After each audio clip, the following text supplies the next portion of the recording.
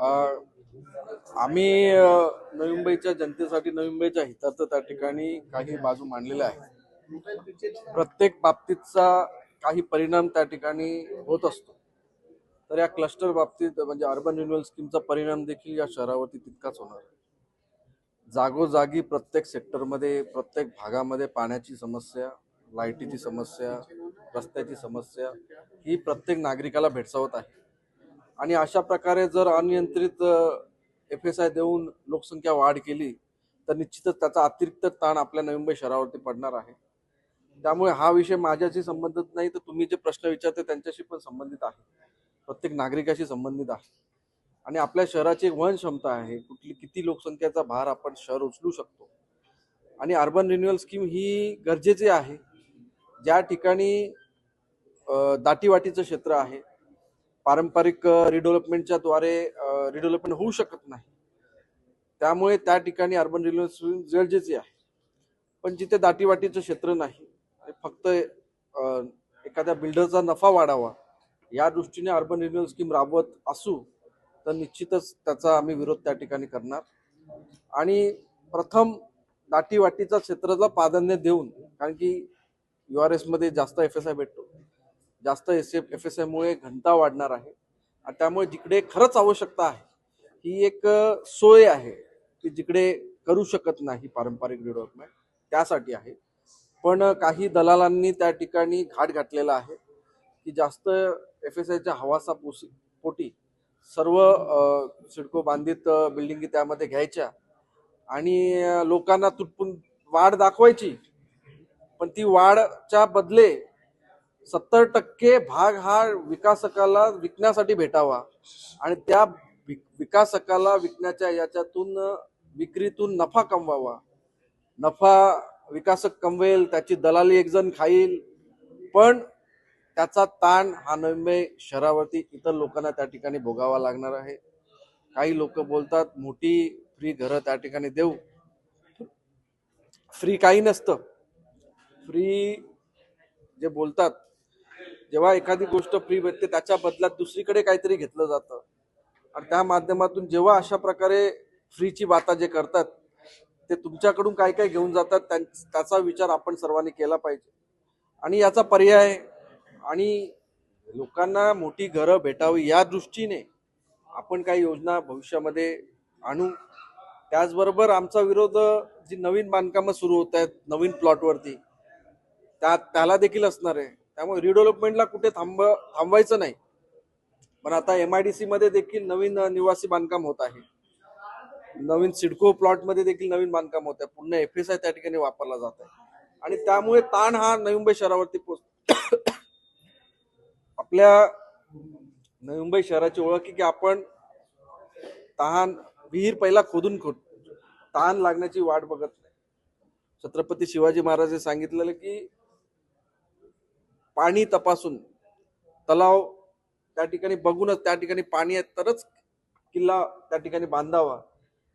400-450 वर्षापूर्वी शिवाजी महाराज त्या ठिकाणी सांगतात आपल्याला की पाण्याची व्यवस्था पहिला करा, नंतर किल्ला बांधा. ते अजून उमगत नाही. त्यामुळे आपल्या शहराच्या ज्या गरजा आहेत, सुखसुविधाच्या गरजा, त्या पहिला ओळखू, त्या किती क्षमतेच्या आहेत, त्या दृष्टीने इम्पॅक्ट असेसमेंट करू आणि खरंच जिथे URS आवश्यक आहे तिथेच फक्त URS करूया. आणि कुठल्या विकासकाच्या माध्यमातून प्रस्ताव येत असेल आणि त्याचा फायदा शहरासाठी मुळीच होत नसेल तर त्या URSचा काहीच फायदा या शहराला भेटणार नाही, त्या लोकांना देखील होणार नाही. त्यामुळे त्याचा देखील पुनर्विचार त्या ठिकाणी करावा. आणि इन्सेंटिव्ह कशासाठी केला जातो, तर इन्सेंटिव्ह यासाठी दिला जातो की काहीतरी आपल्याला शहराच्या दृष्टीने काहीतरी बोध त्याचा लाभ घ्यायचा असतो.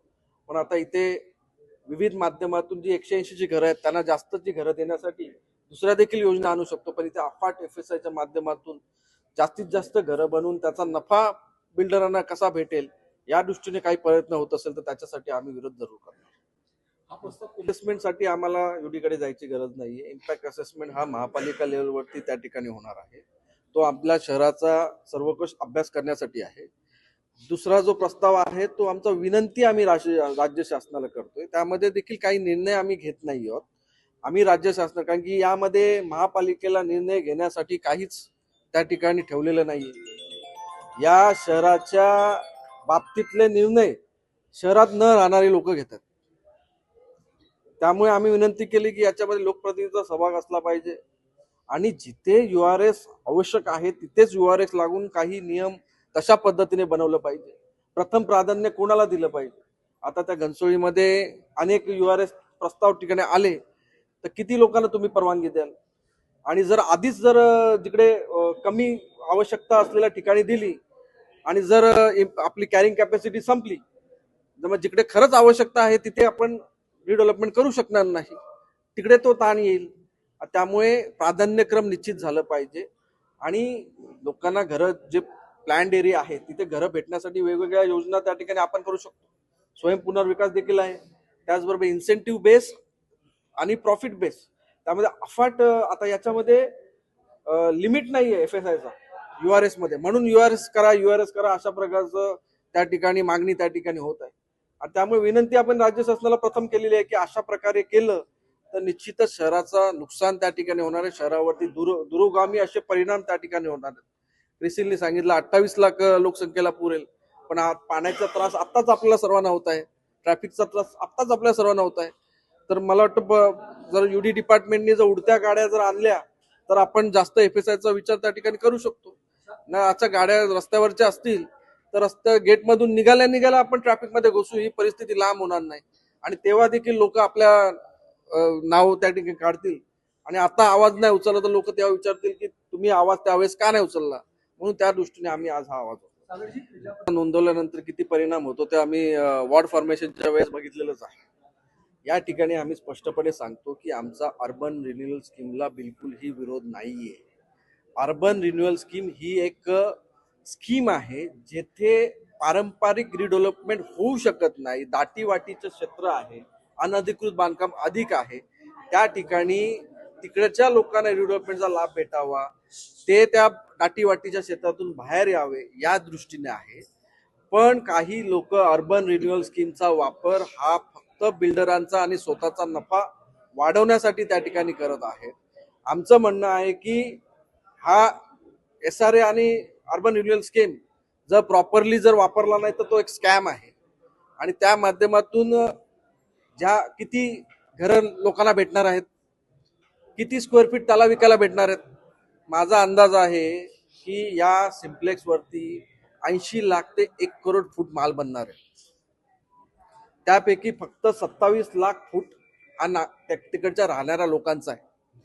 म्हणजे 72 लाख फूट हा बिल्डर विकणार आहे. हा 72 लाख फुटाचा फायदा बिल्डरला भेटणार आहे, तो त्या नागरिकांना देखील भेटणार नाहीये. पण त्या 72 लाख फुटाची जी लोकसंख्या वाढणार आहे त्याचा भुर्दंड इतर शहरातल्या लोकांवरती होणार आहे, नवी मुंबईवरती होणार आहे. 10,000 करोडचा प्रकल्प, 10 ते 12,000 करोडचा प्रकल्प असू शकतो. त्यामध्ये यांचा आटापिटा कदाचित 6,000 करोडच्या नफ्यासाठी चाललेला आहे. आणि हा नफा आपल्या नवी मुंबईच्या लोकांच्या माथ्यावरती मारायचा का, हा प्रश्न प्रत्येकाने विचारला पाहिजे. त्यामुळे आपलं काम हे लोकांना घरं मोठी देण्याचा उद्दिष्ट आहे की त्या घरं मोठ्या देण्याच्या उद्दिष्टाच्या आड येऊन त्याच्या माध्यमातून जास्त नफा मिळवण्याच्या हिशोबाने. आम्ही तुमच्या नफ्यासाठी लोकांचं भविष्य हे दावणीला बांधणार नाही. त्यामुळे आम्हाला भविष्यामध्ये होणारी ट्रॅफिकची समस्या, पाण्याची समस्या, सिवरेजची समस्या, गार्डन, शाळा यांची चिंता आहे. त्यामुळे निश्चितच लोकांना मोठी घरं भेटली पाहिजे, पण URS हा त्याचा उपाय असू शकत नाही. त्यासाठी वेगळे उपाय आम्ही उपलब्ध करू. स्वयं पुनर्विकासासाठी देखील आम्ही नवीन धोरण तयार केलेलं आहे. पुढील जसं मी सांगितलं विविध योजना आमच्या येतात, तसं स्वयं पुनर्विकासाचं धोरण देखील त्या ठिकाणी येत आहे, जेणेकरून लोकसंख्या वाढणार नाही, आपल्या ताण कमी पडेल. जर बिल्डर येतो तर 70-80 फ्लॅट त्याला विकायला बांधायला लागतात, पण स्वयं पुनर्विकास होतो तर ते 20 फ्लॅटमध्ये ती बिल्डिंग रिडेव्हलपमेंट होऊन जातं. त्यामुळे एवढा ताण आपल्या शहरावरती कमी पडेल. आणि या दृष्टीने आपण शहराच्या हिताच्या दृष्टीने आपण पावलं उचलली पाहिजे. प्रशासनाच्या भूमिकेवर शासन हे राज्य शासनाच्या धोरणाविरुद्ध बोलणार नाही. राज्य शासनाने हे धोरण बनवताना सर्वकाश विचार केलेला नाही. जसं क्रिसिलनी सांगितलं, MMRDA मध्ये सगळ्यात बेस्ट शहर नवी मुंबई शहर आहे. जे आता युनिफाईड DCR बनवलाय ज्यांनी, ते ठाण्याचं नेतृत्व करत होते. ठाण्याची परिस्थिती काय आपल्याला माहित आहे, त्यांना ती सवय आहे. पण नवी मुंबईकरांना ठाण्याची राहणीमानाची सवय आपल्याला नाही, आणि ती करायची देखील इच्छा नाही. त्यामुळे पण त्यामध्ये जो FSI वाढवलेला आहे, TDRच्या बदली प्रीमियम FSI त्या ठिकाणी दिलेला आहे. त्यामुळे ग्लोबल नवी मुंबईचा FSI हा वाढलेला आहे, ब्लँकेट FSI वाढलेला आहे. URSच्या माध्यमातून अधिकच FSI त्या ठिकाणी भेटणार आहे, आणि या माध्यमातून कुठेतरी उद्दिष्ट साध्य होत नाही. एक आपण सुनियोजित शहराच्या ऐवजी आपण अनियोजित शहराच्या दिशेने वाटचाल या माध्यमातून करतोय. जसं आयुक्त महोदय उत्तर देत होते, तर त्यांच्या चेहऱ्याच्या हावावरून वाटत होतं की त्यांना पण देखील ते पटत नाही, पण शासनाच्या विरुद्ध ते भूमिका घेऊ शकत नाही. तर शासनाची अशी भूमिका आली आणि त्यामुळे अशा प्रकारचे प्रस्ताव आले, तर त्यामुळे त्यांना देखील नाकारता येत नाही.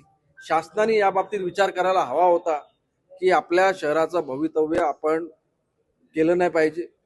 आता माझं सगळ्या त्या दलालांना सांगणं आहे की तुम्ही तुमच्या नफेसाठी या शहराचा सौदा करू नका. या शहराचा सौदा आम्ही होऊन देणार नाही. आजची उद्योगनगरी न्यूजला सबस्क्राईब, बेल आयकॉनला प्रेस करा, लाईक, कमेंट आणि शेअर करा.